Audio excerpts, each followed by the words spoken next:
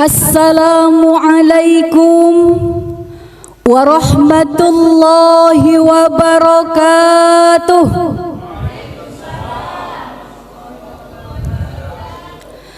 Alhamdulillahilladzi anzalal qur'ana hudaw wa rahmatan li bani Adam wa amruhum syura bainahum. Wassalatu wassalamu ala sayyidi waladi Adam wa ala alihi wa ashabihi wa man tabi'ahum, amma ba'd. Dewan Hakim yang terhormat, hadirin sebangsa dan setanah air yang berbahagia, merah putih indah berkibar, siswa berbaris di hadapannya. Hadirin apa kabar? Apakah sehat semuanya? Alhamdulillahi Rabbil Alamin.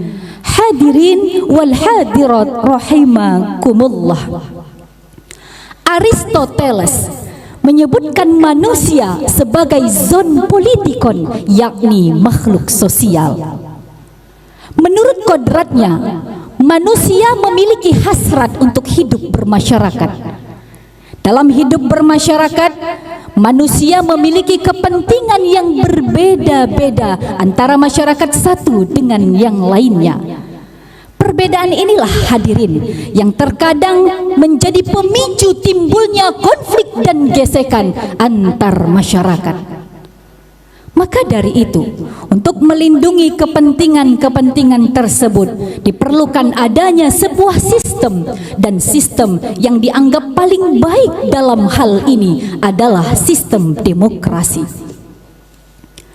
Menurut filsuf Amerika bernama Sidney Hook, mengatakan demokrasi adalah bentuk pemerintahan di mana keputusan-keputusan pemerintahan yang bersifat penting, baik langsung maupun tidak langsung, didasarkan pada kesepakatan mayoritas yang diberikan secara bebas dari rakyat. Ini menunjukkan bahwa demokrasi menginginkan adanya kesamaan derajat warga negara di muka undang-undang dengan tidak membedakan asal-usul, etnis, agama, jenis kelamin, dan lain-lain. Hadirin wal hadirat rahimakumullah. Dalam catatan sejarah bisa kita lihat bahwa bibit-bibit demokrasi terlihat dalam pemerintahan Islam. Hal ini sejalan dengan apa yang dikemukakan Abu Hurairah di dalam hadis yang artinya, tidak pernah aku melihat orang lain yang paling rajin bermusyawarah dengan para sahabatnya kecuali Rasulullah sallallahu alaihi wasallam. Demikian di dalam hadis riwayat Ahmad. Selain itu hadirin, dapat pula kita lihat dalam pemerintahan Khulafaur Rasyidin, di mana para khalifah dipilih menggunakan sistem musyawarah. Namun sangat disayangkan hadirin, begitu berakhir pemerintahan Khulafaur Rasyidin, demokrasi sering sekali dikritik dan dianggap tidak relevan dengan nilai-nilai Islam. Lantas, bagaimanakah sebenarnya etika demokrasi dalam Islam? Untuk mengetahui jawabannya, pada kesempatan yang berbahagia ini, saya akan menyampaikan dakwah Al-Quran dengan judul Etika Demokrasi Perspektif Al-Quran. Sebagai landasan awal, Allah Subhanahu wa Ta'ala berfirman di dalam surah Ali Imran ayat 159.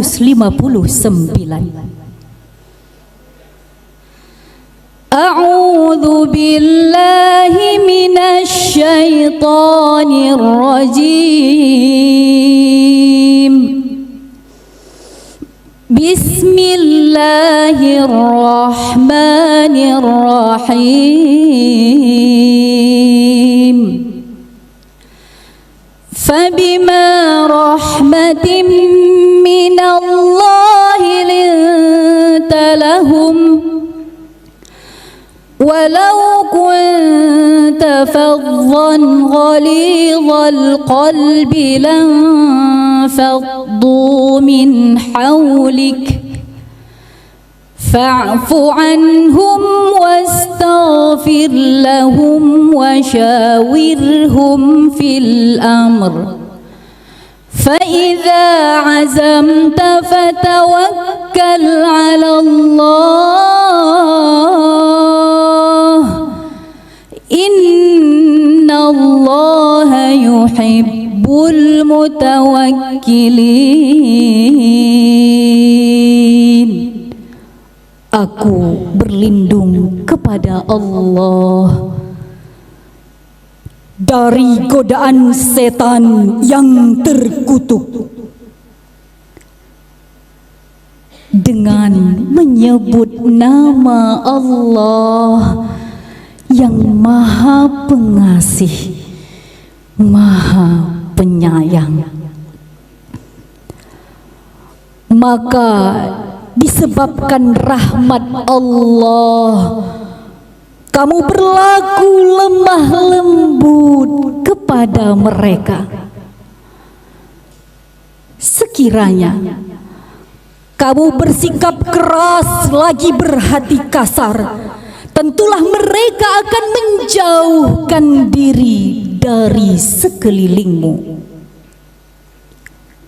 Karena itu, maafkanlah mereka, mohonkanlah ampun bagi mereka, dan bermusyawarahlah dengan mereka dalam urusan itu.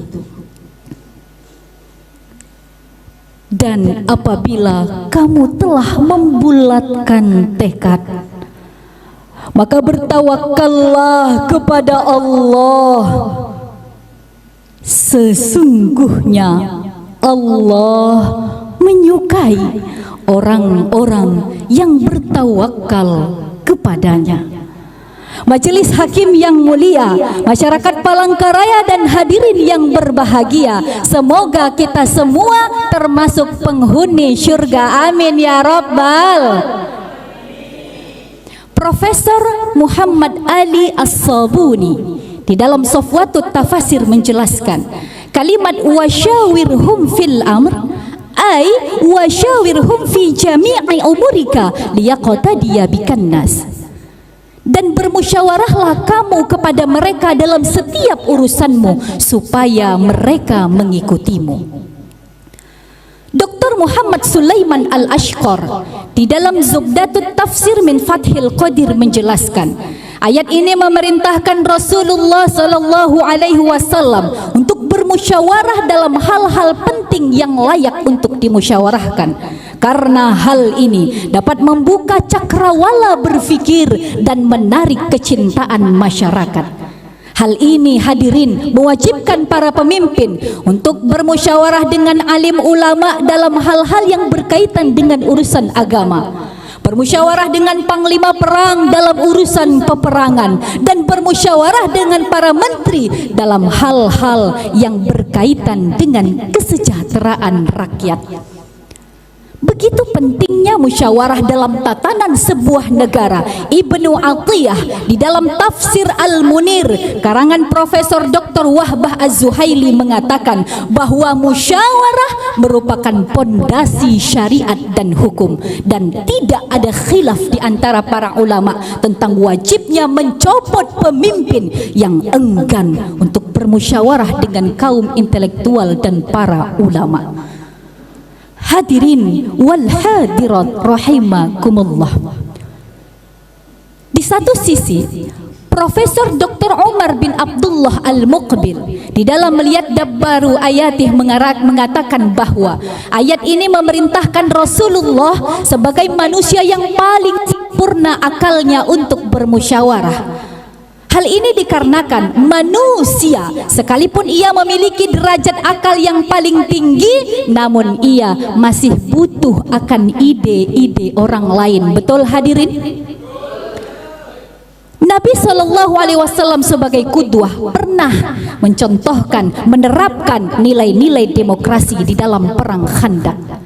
Ketika itu hadirin, Nabi meminta saran kepada sahabat bagaimana strategi perang melawan musuh. Lalu muncullah Salman Al-Farisi memberikan ide cemerlang untuk membuat parit di sekitar kota Madinah, di mana parit itu dilegali lebar dan dalam supaya umat Islam bisa bersembunyi dan bertahan di balik parit tersebut. Hadirin, usulan cemerlang itu diterima Rasulullah dan akhirnya dengan izin Allah umat Islam memperoleh kemenangan. Alhamdulillah.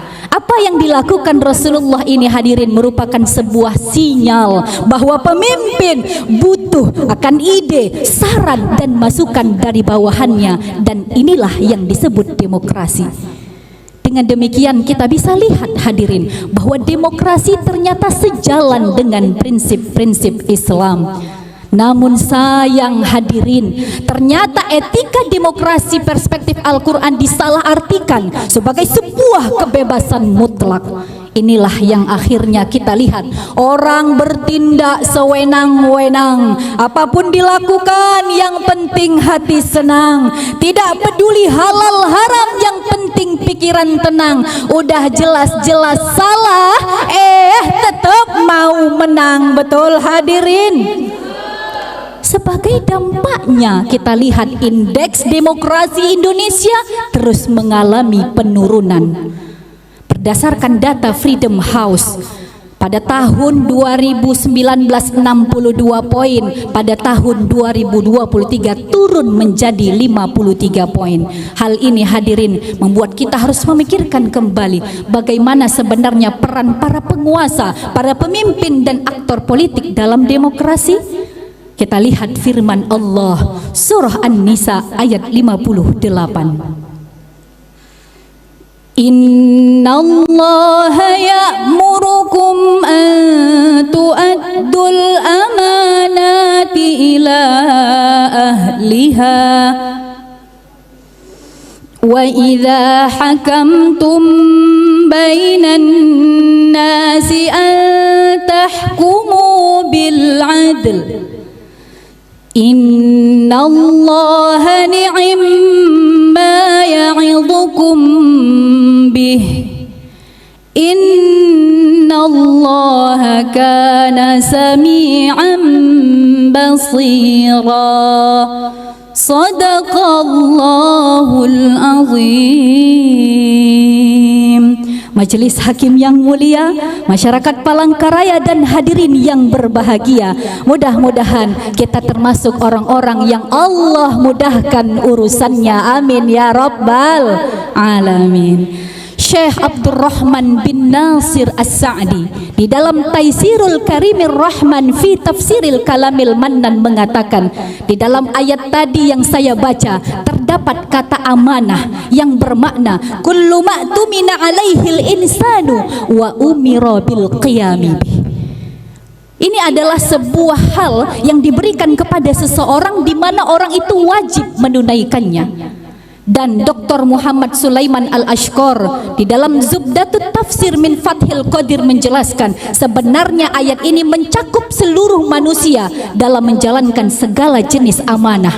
Namun yang paling utama bagi para pemimpin, para penguasa, para aktor politik agar mereka menjalankan amanah dengan baik, mencegah kezaliman serta menegakkan keadilan. Oleh karena itu hadirin, mari kita berikan demokrasi ini kepada orang yang ahli di bidangnya dengan tetap memegang prinsip-prinsip Islam.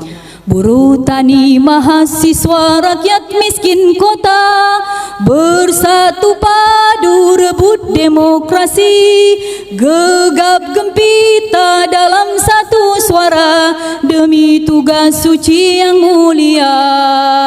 Hari-hari esok adalah milik kita, terciptanya masyarakat sejahtera, terbentuknya tatanan masyarakat Indonesia baru, sejahtera Demikianlah yang dapat saya sampaikan sebagai kesimpulan. Demokrasi sejalan dengan prinsip Al-Quran, maka mari kita tegakkan demokrasi dengan memegang prinsip-prinsip Islam. Wallahul muwafiq ila aqwamit thoriq. Wassalamu alaikum warahmatullahi wabarakatuh.